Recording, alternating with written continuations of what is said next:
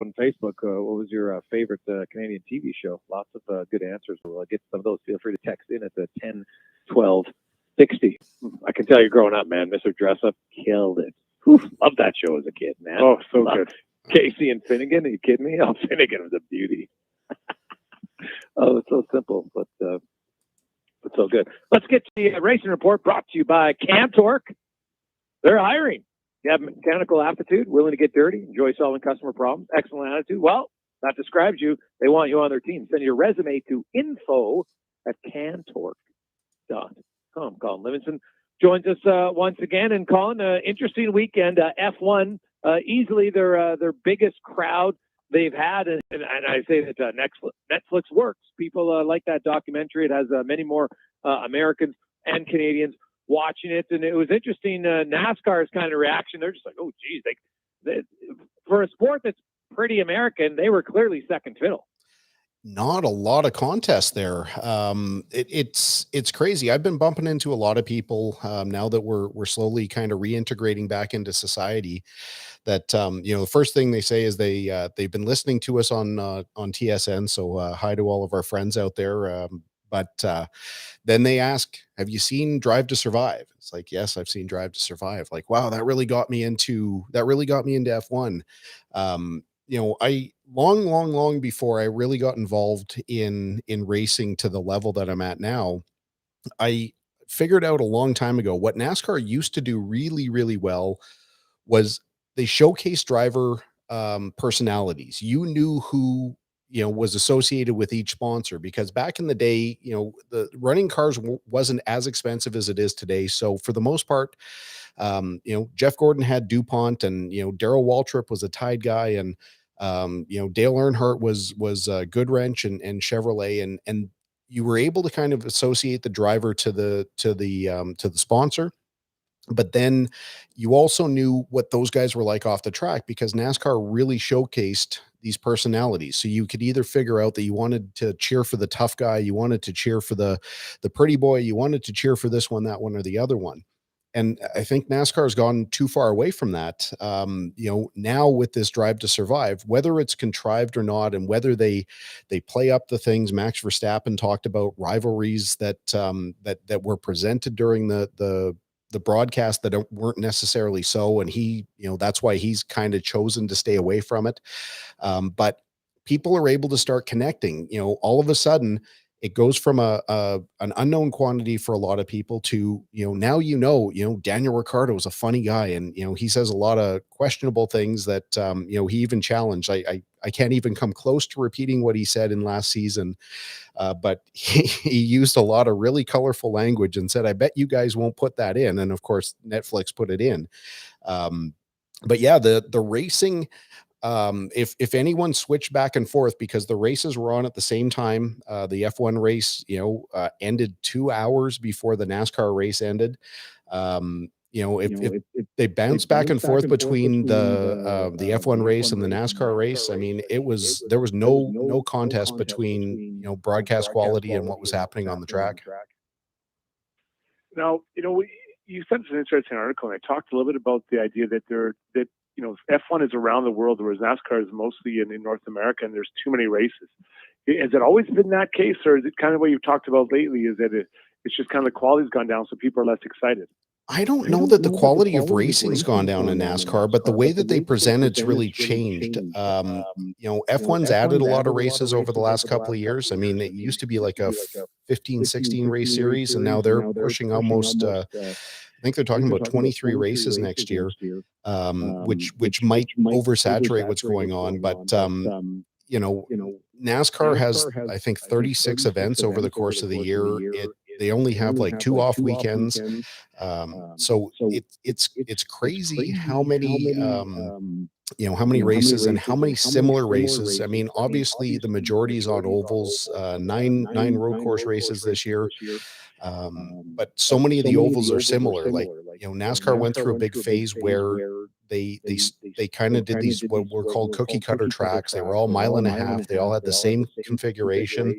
So I don't know, it kind of took away some of the excitement, but Yeah, I mean, NASCAR is doing some things really well, but the article you were talking about was posted by Jenna Fryer from the Associated Press, and really, showed some of the drivers' frustrations with how they're being treated, and really said that the TV deal has made sure that the series is profitable and the tracks are going to be profitable, but they're also, they're kind of sacrificing their attendance.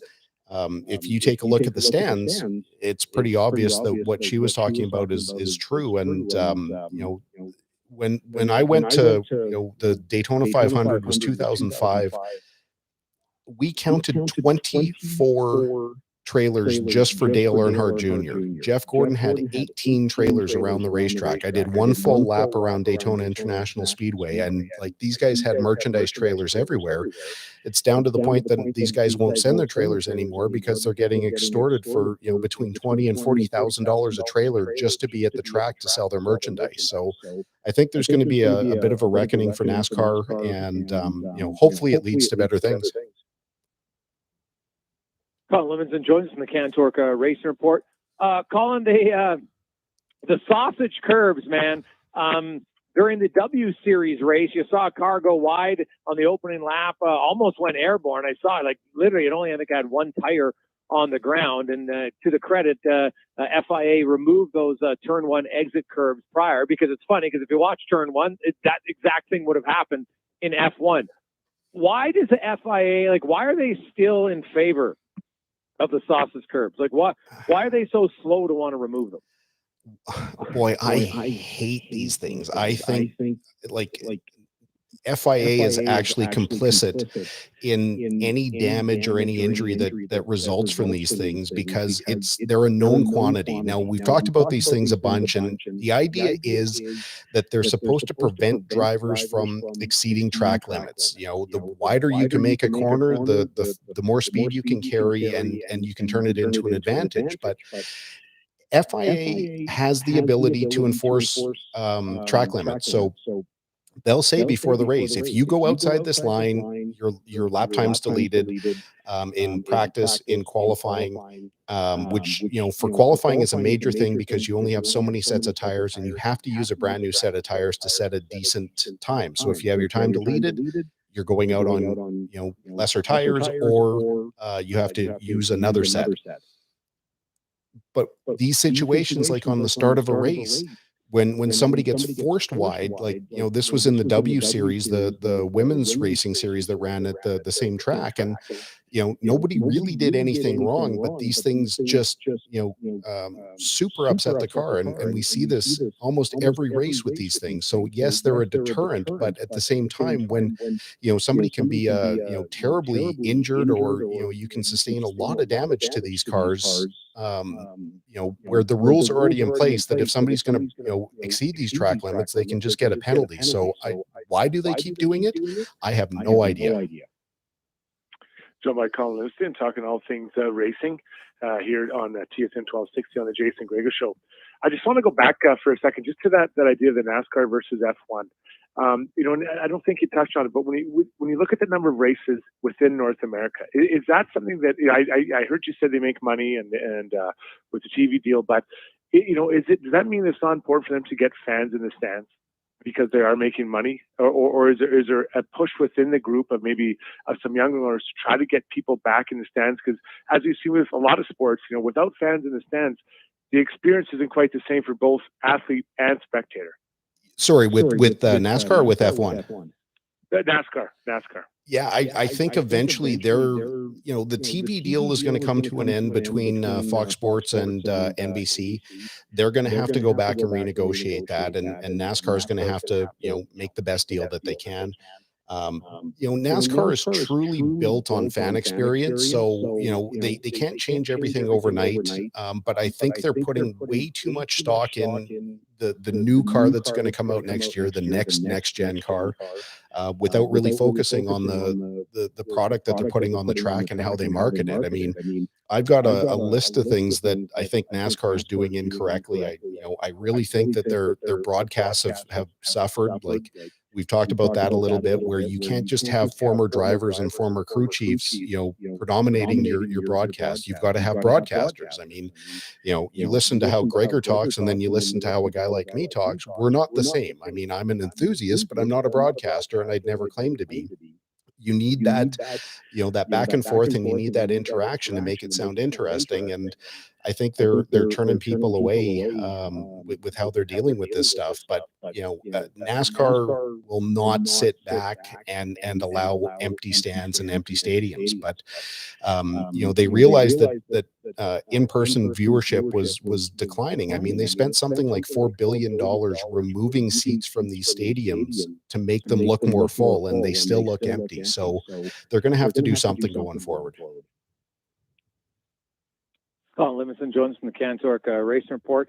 Hamilton, there was lots of passing him and Verstappen actually down the stretch, and that one Verstappen ends up winning the race, and now he's got a 12-point advantage with 5 races to go. It's one of the closest battles in recent memory. Mercedes is, I think, 22, 23 points ahead of Red Bull in the Constructors Championship. When you look with 5 races to go, is there an advantage for either Max or Lewis at this point in your eyes? I think after this weekend, before the Texas race, I was certain that Mercedes was going to take the advantage, and that with the upgrades that they put out the last couple of weeks were going to give them the edge.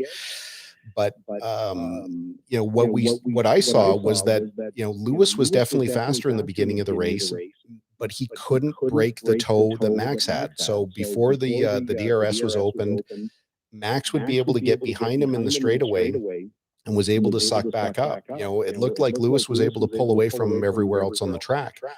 Once Lewis got behind, because Red Bull utilized the undercut, he wasn't able to get close enough in the dirty air. The car just doesn't have enough downforce. It's faster in a straight line, and it does okay in the corner, but with the dirty air, they just don't seem to be able to close up, where the Red Bull seems to have that better advantage.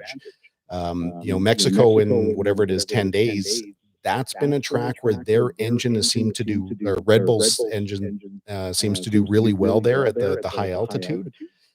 So if they can, capitalize that weekend with the points lead that Max has right now, I think that's gonna, give them the big step. But we never know what's going to happen. Maybe it rains there, and throw a big monkey wrench in everything, and hopefully it goes down to Abu Dhabi here, and it's still going to be 6 weeks away or so. It should be great to see him go down the stretch. Love it. Always good stuff, man. We appreciate it. We look forward to the final 2 races. The next 2, of course, still in the Americas. So the time will be a little bit better for people. Don't have to watch at 5 in the morning. So that was nice. That's great. Yeah. Have a good one, Colin. You too, guys. Thanks a lot. Let's go. Colin Livingston joining us in the